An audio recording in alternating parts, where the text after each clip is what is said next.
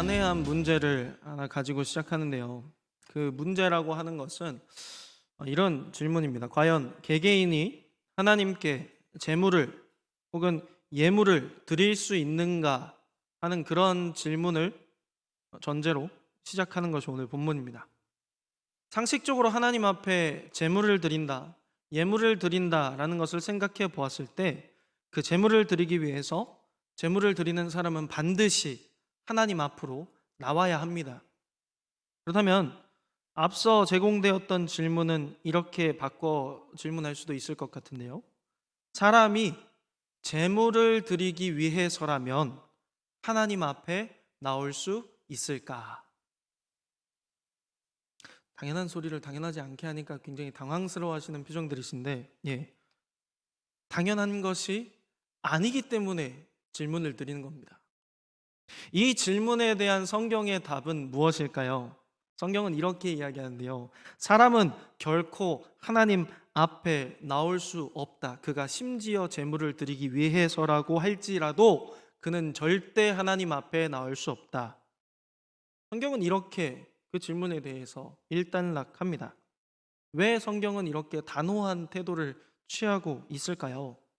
이는 그 제물을 드리러 나오는 사람의 상태와 관련이 있기 때문이죠. 첫 사람 아담의 타락 이후에 그 후손인 모든 사람은 죄를 가지고 태어나게 됩니다. 죄인인 상태로 태어난 것이죠. 끊임없이 그 죄를 범하는 죄인인 상태로 살다가 죽고 또 낳고 그런 삶을 반복합니다. 이 죄는 어떠한 성질이 있는고 하니 사람으로 하여금 하나님의 영광에 이르지 못하게 한다는 성질을 가지고 있다는 거죠. 영광에 이르지 못한다라는 말은 하나님의 존전 앞에 나올 수 없다라는 의미이기도 합니다. 심지어 하나님이 그 사람에게 나타나셨을 때라고 할지라도 그가 죄인인 상태로서 그 나타나신 하나님을 마주하면 죽습니다. 아담과 하와가 왜 에덴 동산에서 쫓겨났을까요? 그들에게 죄악이 있기 때문이었죠. 죄가 있는 사람은 결단코 하나님과 함께 할 수 없습니다. 왜냐하면 하나님은 죄를 반드시 멸하시는 분이시며 이 죄의 문제가 해결되지 않은 채로 나오는 그가 누구라 할지라도 반드시 죽이시기 때문입니다. 놀랍게도 오늘 하나님께서는 그럼에도 불구하고 특정 집단의 특정 제물은 받으시겠다라고 말씀하십니다. 하나님께서 오늘 회막에서 모세를 부르셔서 뭐라고 말씀하십니까? 우리 함께 읽었던 2절 말씀인데요. 이스라엘 자손에게 말하여 이르라. 아멘. 지금 하나님께서는 특수한 대상에게 특수한 메시지를 전달하고 싶으십니다. 이 메시지는 곧 하나님이 택하신 백성 이스라엘에게만 해당하는 메시지이죠. 그 내용이 무엇인가 하니 너희 중에 누구든지 여호와께 예물을 드리려거든 가축 중에서 소나 양으로 예물을 드릴지니라. 아멘. 하나님께서는 이스라엘이 하나님께 예물을 드리러 나올 때에 그들이 그 예물을 들고 하나님의 존전 앞에 나오는 것을 허락하시겠다 말씀하고 계시는 것이죠. 그 예물은 가축 중에서 소나 양으로 드리게 되는 것이고 특히 오늘 1절에서 9절까지는 소를 드릴 때를 특정하고 있습니다. 자, 이제 2절이 끝났으니 3절부터 9절까지 쭉 이 예물을 드림에 대하여서 규정이 열거가 되는데요. 첫 번째 규정은 이겁니다. 예물을 드릴 때에 예물로 드려지는 가축의 성별은 반드시 수컷이어야만 합니다. 그리고 두 번째로 이 예물은 독특한 특성을 지니게 되는데 바로 4절에서 등장하게 되는 안수라는 것 때문에 독특한 특성을 지니게 됩니다. 이 4절에서 등장하게 되는 안수는 우리가 흔히 알고 있는 손을 얹는 개념이 아닙니다. 자신의 체중을 힘껏 실어서 머리가 땅에 처박힐 정도로 꾹 누르는 것을 의미하죠. 양손이든 한 손이든 예물을 드리는 사람이 있는 힘껏 이 짐승의 머리를 누르는 겁니다. 자기 손으로. 이것을 안수라고 하는데, 놀랍게도 이 안수를 통해서 일어나는 효과가 무엇인고 하니 4절을 함께 볼까요? 그는 번제물의 머리에 안수할지니 그를 위하여 기쁘게 받으심이 되어 그를 위하여 속죄가 될 것이라. 아멘. 이 안수를 하니까 그 제물을 하나님이 기쁘게 받으시는 상태로 받는다라고 기록합니다. 그리고 그 제물을 받으심을 통해서 이 제물 드린 사람에게 속죄가 일어난다라고 본문이 선언하고 있는 것이죠. 자, 주목해야 할 것은 이 과정 속에서, 이 예물이 드려지는 과정 속에서 일어나게 되는 하나님의 심경 변화인데요. 만약에 어떤 사람이 하나님께 예물을 드리고 싶은 마음이 생겼다고 한번 가정해 보겠습니다. 그러면 그 사람은 자신이 가지고 있는 가축들 중에서 가장 흠없고 가장 점 없는 수소 한 마리를 끌고 나올 겁니다. 그리고 회막 문 앞에 서서 이 예물을 하나님께 드리고자 나왔습니다 라고 제사장들에게 선언하면, 이제 그 예물을 가지고 나온 사람이 그 예물의 머리에 힘껏 안수할 겁니다. 그렇게 됐을 때 하나님은 이 사람이 드리는 예물을 기쁘게 받으시고 동시에 그 예물을 드리러 나온 사람을 죄사해 주신다라는 것이 본문의 포인트라는 것이죠. 그런데 하나님께서 그 예물을 드리러 나온 사람이 하나님께 수소 한 마리를 드렸기 때문에 기뻐하실까요? 그렇지는 않습니다. 한번 생각해 보시죠.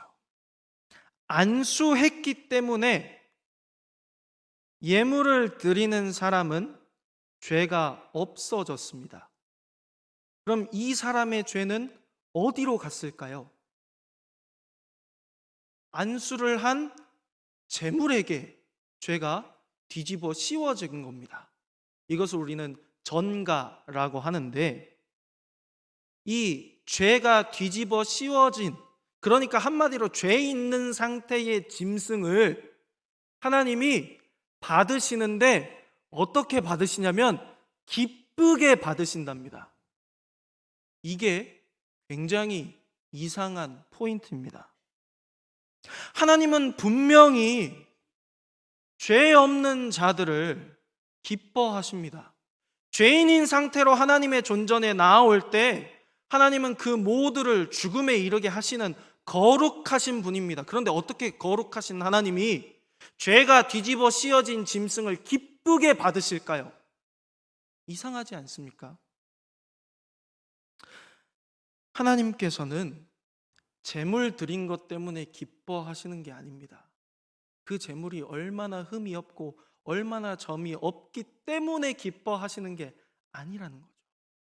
하나님이 기뻐하시는 포인트는 이 제물에게 죄가 전가됐으니 나에게 나온 이 백성은 이제 죄가 사라졌구나. 참 기쁘다. 하나님의 기쁨의 포인트는 여기 있는 겁니다. 드려진 예물은 이제 각이 뜨입니다. 예물을 드리러 온 사람의 손에 의해서 피와 내장과 살이 분리되고 뼈 마디마디 각이 뜨이게 되는 것이죠. 제물의 피는 따로 모아서 제사장들에 의해 제단 사방에 뿌려서 제단을 정결하게 만듭니다. 그리고 제물을 바치는 사람은 이제 그 제물의 가죽을 벗기고 그 고기들을 다 저며 놓습니다. 그런 다음 제사장은 제단 위에 불을 피우고 그 불 위에 장작을 지피고 기름이라던가 이런 것들을 다 널어 놓습니다. 다시 제물을 가져온 사람은 그 제물의 내장과 다리를 물에 씻어서 제사장에게 건네면 이 모든 것을 건네받은 제사장이 제단 위에 모든 버려놓은 것들을 불을 붙여서 활활 태웁니다. 가죽을 빼고요. 제물은 가죽을 제외한 모든 부위가 다 불로 태워져 버립니다. 사라져 버리는 것이죠. 그리고 하나님께서는 그 제물이 불에 사그라지는 냄새를 향기로운 냄새로 받으신다라고 이야기합니다. 이것이 성경이 말하는 번제입니다. 통상적으로 번제는 가죽을 제외한 모든 것이 하나님께 드려지는 그 성질 때문에 온전한 헌신으로 해석돼 왔습니다. 그러나 오늘 본문을 자세히 들여다보시기 바랍니다. 하나님은 개인이 하나님께 번제를 드렸다고 그게 하나님께 온전한 헌신이 되었다 그렇게 여기시지 않습니다. 오히려 그 번제 드림을 통해서 그 번제를 드리러 나온 사람과 그 번제를 받으시는 하나님과의 관계가 개선되었기 때문에 그 기쁨으로 기뻐하신다, 그 제물을 받으신다라고 이야기하고 있는 것을 우리는 볼 수 있습니다. 다시 제물을 고를 때의 기준은 수컷의 흠 없는 가축이어야 한다고 말씀드렸습니다. 고대에서 수컷은 굉장한 가치를 지니고 있었는데요. 왜냐하면 이 수컷들에게는 씨가 있기 때문이죠.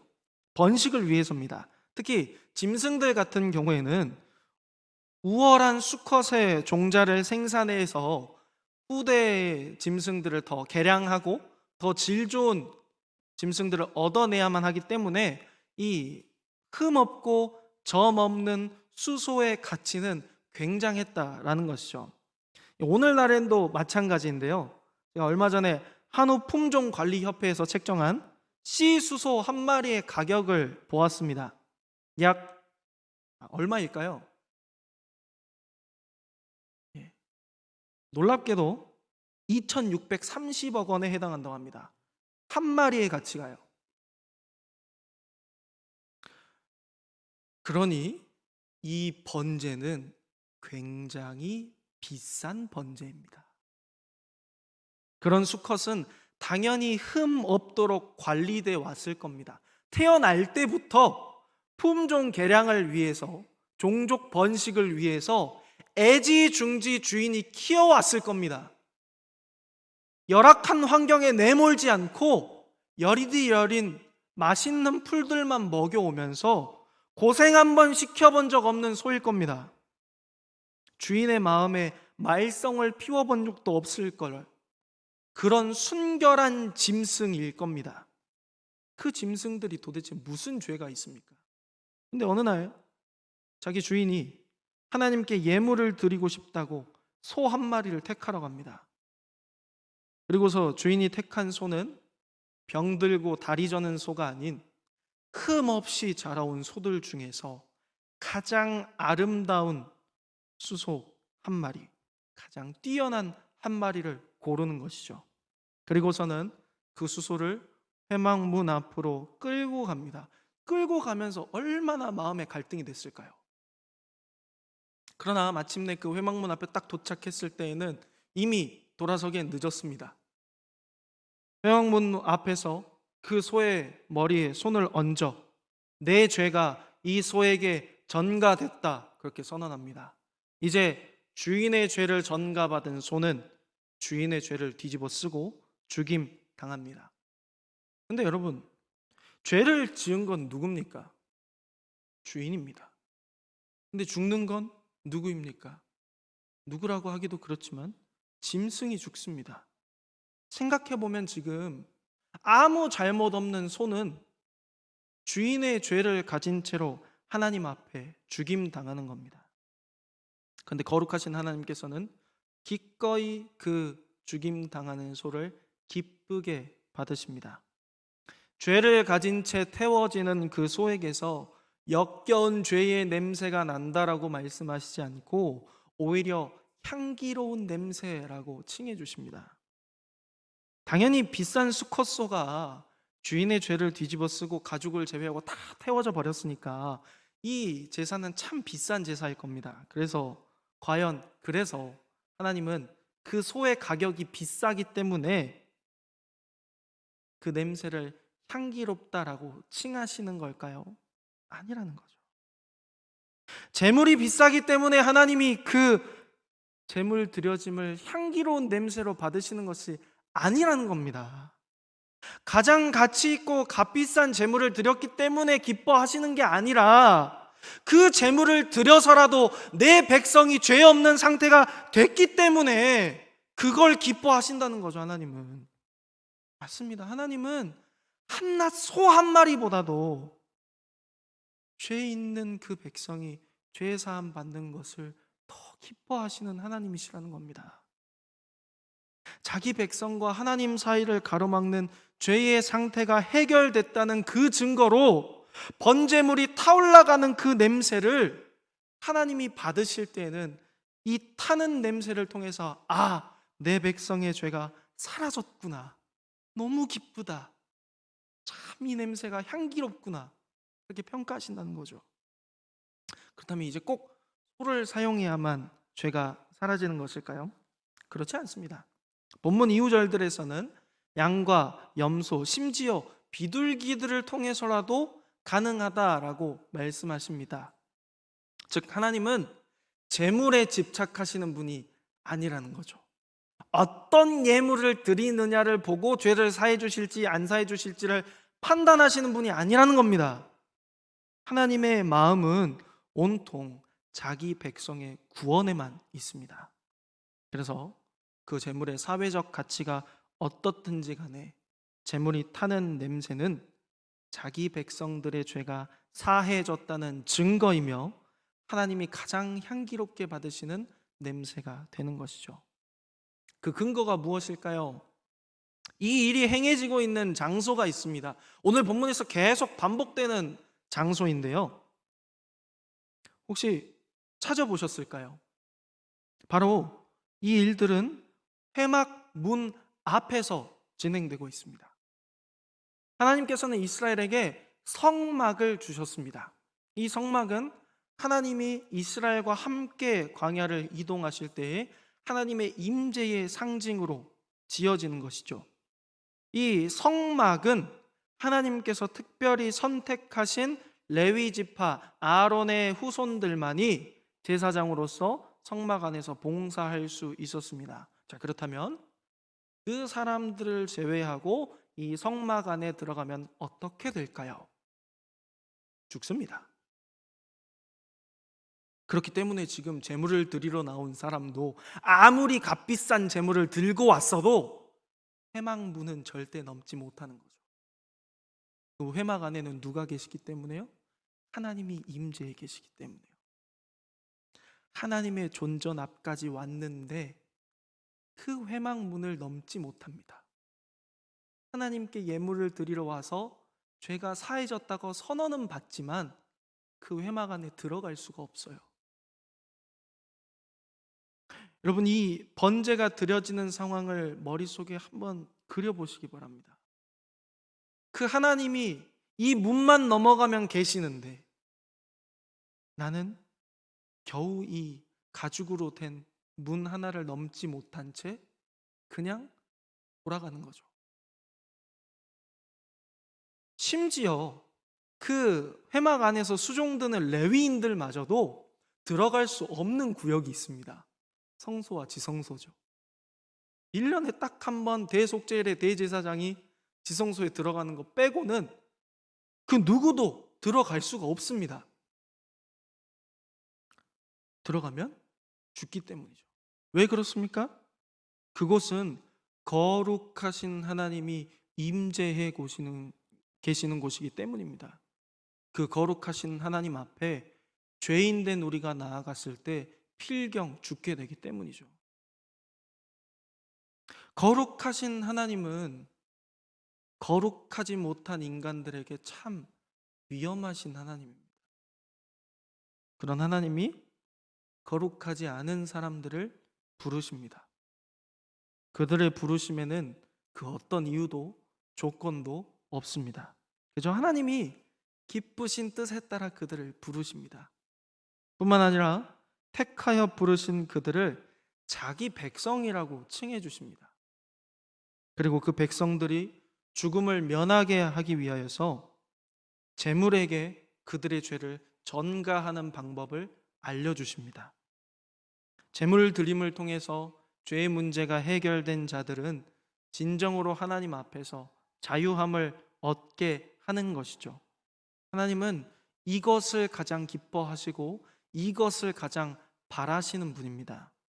그러나 회망문 앞을 넘지 못하는 자기 백성을 바라보시면서 그들이 드리는 예물로서 그들의 죄가 사해짐을 선언하시는 그 아버지의 하나님의 모습은 그 당시 얼마나 가슴 한켠이 아리면서도 동시에 그들의 죄 사함으로 인하여서 얼마나 기뻐하고 계셨을까요?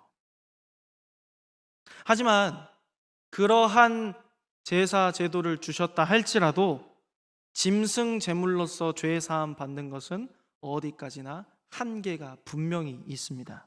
매번 넘어지고 매번 연약하고 완악한 자기 백성들을 계속해서 정결하게 할 능력이 이 짐승 제물에는 없는 것이죠. 그래서 하나님은 온전하고 완전한 단 한 번의 제사를 계획하십니다. 철저히 택한 자기 백성들을 위해서만 그렇게 하십니다. 그것은 하나님 자신이 직접 제물이 되시는 것이죠. 회막문을 넘어서지 못하는 자가 자기 백성이라고 칭하여 주셨지만 하나님 앞에 나오지 못하는 자들이 이제는 아무 거리낌 없이 하나님이 계신 지성소로 뛰쳐나오게 만드시는 것이죠. 자기 백성과 똑같은 육신을 입고 이 땅 가운데 오셔서 모든 그들의 죄를 담당하시고 조롱과 멸시와 수치와 천대를 받으신 후에 기꺼이 십자가 위에서 대속제물로 드려지게 되셨습니다. 그것이 바로 성자 예수 그리스도의 십자가 대속입니다. 예수님이 십자가에서 숨지실 때 어떤 일이 일어나셨는지 기억하실 겁니다. 아주 놀라운 일이 일어났는데요. 성전 안에 성소의 휘장이 위에서부터 아래로 완전히 찢어졌습니다. 이제 하나님과 그 백성 사이를 가로막는 그 무엇도 존재하지 않게 된 것이죠. 죄 때문에 죽게 될까 회막문도 넘지 못해서 전전긍긍했던 자들이 이제는 마음껏 지성소로 뛰쳐나갈 수 있습니다. 히브리서 기자는 이 십자가 사건을 통해서 이제는 우리가 하나님께 나아갈 담력을 얻게 됐다라고 선포하지 않습니까? 즉, 이 예수님의 십자가를 힘입어서 누구든지 하나님 앞에 자유롭게 나올 수 있게 되었다는 겁니다. 그 무엇도 그 누구도 하나님 앞에 나아가는 백성들의 발걸음을 저지하거나 막을 수 없습니다. 번제를 통해서 하나님은 얼마나 자기 백성들을 만나고 싶어 하셨는지, 그들과 함께하고 싶으신지를 내보이셨습니다. 그리고 마침내 십자가를 통해서 임마누엘, 하나님이 우리와 함께 하신다는 그 말씀 그대로 성취하셨습니다. 이제 하나님의 백성은 누구든지 예수님의 십자가를 통해서 자유롭게 하나님께 예배드리며 하나님은 그 백성이 드리는 예배를 기쁘게 받으십니다. 오직 예수 그리스도의 십자가를 통해서 우리가 이러한 혜택을 누리게 되는 것이죠. 오늘 설교 제목을 두고 참 많은 고민을 했었습니다.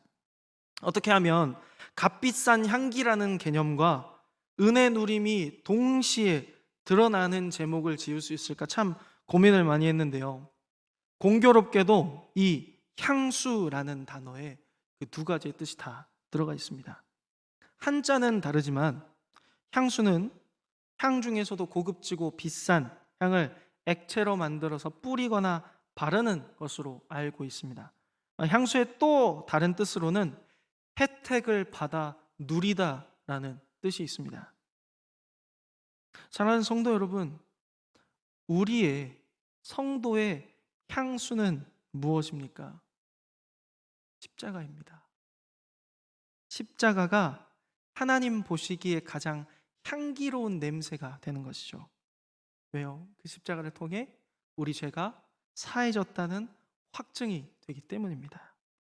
하나님은 십자가로 자기 백성들의 죄가 사해졌다는 사실에, 그래서 그들이 이제는 그 존전의 기쁨으로 나와 감사 찬양을 올릴 수 있음에 무엇보다도 가장 기뻐하시는 분이라는 겁니다. 그래서 십자가는 그리스도인의 향수가 되는 것이죠. 또한 십자가로 인하여서 더 이상 우리는 종의 영이 아닌 양자의 영을 받게 되었습니다. 또한 천국의 상속자로서 하늘에 영원한 소망을 두며 살아가게 됩니다. 그 무엇도 우리를 하나님의 사랑에서 끊을 수 없다라고 성경은 분명히 선포합니다. 하나님의 자녀로서 그 특권을 누리며 살아가는 것이죠. 그러므로 십자가로만 그리스도인들은 향수합니다. 결국 제사를 통해서도 온통 우리 하나님의 중심은 자기 백성을 구원하는 것뿐이라는 사실을 발견하게 됩니다. 그리고 하나님께서는 마침내 그것을 이루셨습니다. 예수님의 십자가를 통해 단번이 그리고 완전히 이루셨습니다. 우리는 이제 그 십자가를 통한 은혜를, 그 특권을 누리면 됩니다. 그 십자가를 전하면서 살아가면 됩니다. 오직 우리가 자랑할 것은 그리스도의 십자가뿐임을 잊지 말고 살아가는 이 양의 모든 가족들이 되시기를 주님의 이름으로 축복합니다.